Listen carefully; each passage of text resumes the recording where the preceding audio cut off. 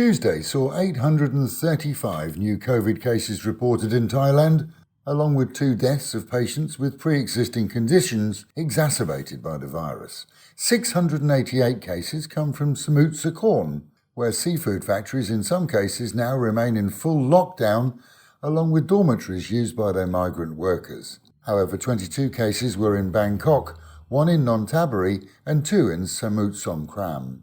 Thailand's Prime Minister has ordered an investigation after complaints from parents that private fee-paying schools have refused refunds or significant discounts on fees despite being closed for a significant part of the last 10 months. The Education Ministry and OPEC will conduct a full review. Here it's not just so-called posh schools that charge fees. There are numerous private schools populated by Thai children from working and middle-class families. And the issue is that whilst others have had to deal with the lack of income due to COVID, some schools at least have kept fees at full amounts or offered minute discounts, despite saving on utilities, food, transport, and in most cases staff. And a review of online teaching hasn't been impressive in some cases, as many seem to resort to the very basic and minimum work. In Singapore, a self-confessed paedophilic British schoolteacher who returned there from a trip to Thailand faces public caning and jail after being caught molesting small children. 29-year-old Christopher Monks was caught on school CCTV in at least 1 incident, and parents had complained. Arrested in November, today is the day he will reap his reward after confessing to police and will discover his own sentence. Thailand has ranked 4th in the world for effective response to COVID. This according to an Australian report, which saw Oz itself listed way below at number 8. Top of the tree, New Zealand, and the ranking is an indication of the success of cooperation between public, business and the state. Use of military patrols and drones along the border between Thailand and Burma continue to be ramped up following the coup this week that has seen the army take over. Most of the so-called elected government there is under house arrest. Telephone and internet service has been returned to normal. However, in most cases, radio and TV are off. Response from around the world has varied from support through to acceptance that it's an internal issue.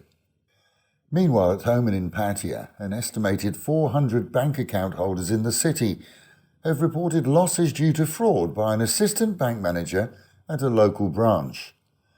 It seems he offered them 3.5% interest per month on investments.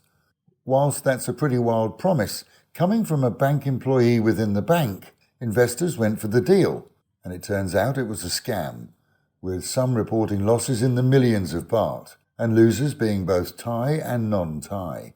A full police investigation is underway and the man is in custody. The bank too is said to be carrying out a full investigation as concerns rise that he may not be the only one nationally offering such a deal. Customers who went to the bank to collect their dividends were informed that the manager in question had been arrested.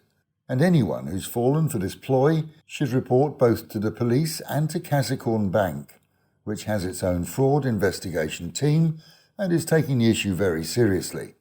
Banks in Thailand are required to carry insurance and offer coverage for losses caused through fault. The limits and coverage of that will no doubt be explored by the losers, as essentially they did nothing other than accept an offer that sounded too good to be true. It's not just watering holes that are populating Walking Street. This week saw the start of a cable burying there, and local City Hall officials went to inspect the gaping holes along the pedestrian area, where unsightly overhead cables are being buried. Finish date is set for a year's time. However, there's a good chance it could all be done before then. Meanwhile, for local businesses, another ordeal perhaps for the few that will open. Ever wondered how radio and our news is created? Our latest edition of Behind the Mic, a video journal, went online yesterday. It's not a professional job, it's not meant to be, but instead it's more of a chat and fun, and a look at how radio works here. New to vlogging, we hope you'll join us and ask any questions that you may have.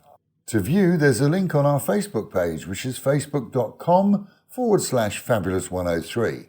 Or on YouTube, simply search for Behind the Mic Pattaya. One thing's for sure, it should make you laugh. And with the reminder, mitts, masks and meters. And the Met Office promising highs today of 32, dropping down to 23. and a chance of sun at some time. That is the local and national news from Fab FM. For videos and of course to keep up with fabulous Pattaya, visit alwayspattaya.com.